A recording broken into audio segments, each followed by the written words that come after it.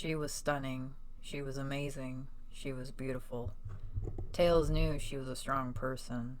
He had seen her fight so many times, but he never got a chance to say anything to her, let alone talk to her. She would show up from time to time when Eggman and Sonic slash the gang were fighting. She would step she would step in and take them out. Her dress was long, but didn't hinder her in any way. She didn't even have any shoes. Long hair like a goddess.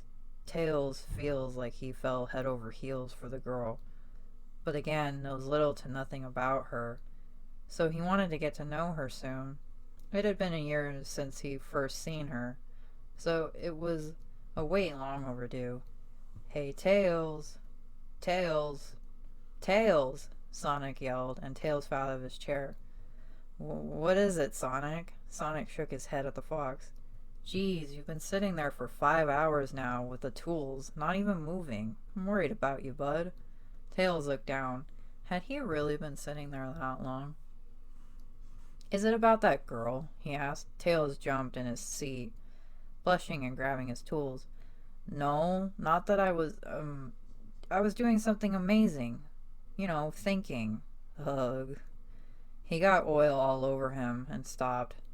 Sonic sighed, laughing, but then eventually coming up to help him, to clean Tails up. You got it bad, bud. You think so?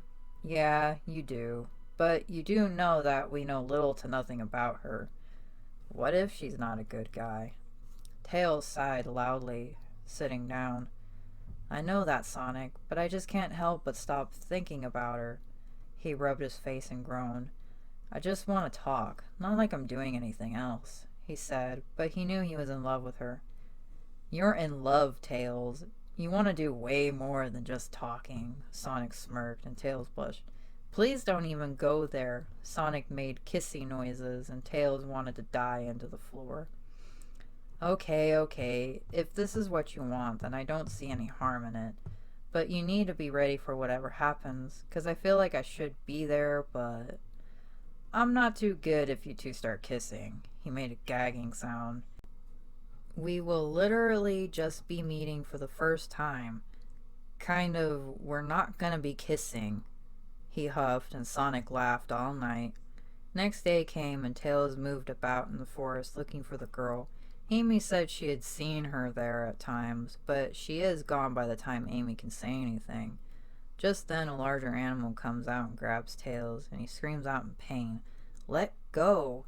Then he said, is being held, let go, and someone is holding him. He peeks up, and what do you know, it's the girl he was looking for, her hair flowing in the wind. She smiles at him, and he blushes. She jumps up and lands far away from the forest and into another part of it. He finds himself set down as she kneels before him. Are you alright? She asked. I am, He can't stop blushing and can't stop blushing 50 shades of red even more. She tilts her head, but laughs softly. It was truly the most amazing thing he had ever heard slash seen. The way her face had a light shade of pink, and she was covering her mouth as the giggling started, was just too much for his small heart to handle. Oh, you have a cut. Let me see. She lightly touched his cheek, his face bright red as he holds still for very life. She puts a band-aid on his cheek and then kisses her finger touching the band-aid. There, better. Pain, go away. She laughed softly. How can someone be this cute? Tails wondered. Thanks? He rubs his neck. You're welcome, but you really should be more careful. Lots of large creatures live around here. She scolded him like a mother to a child, and he can't help but huff at the thought. Sorry about that. What were you even doing here in the first place? She asked as she sat down. I was looking for you, actually. He sat on the floor in front of her. What? Why would you be looking for me? She blinked in shock. Well, it's just, we've been seeing you around here lately, and you always leave without anyone seeing you. He looked at her, and didn't even look away at any point. He had to be brave like Sonic. Plus, he would feel sad if he left without talking to her. She looked shocked, to say the least. She sighed. I'm sorry. I prefer if people don't know me. I don't know if you would be okay with a human around.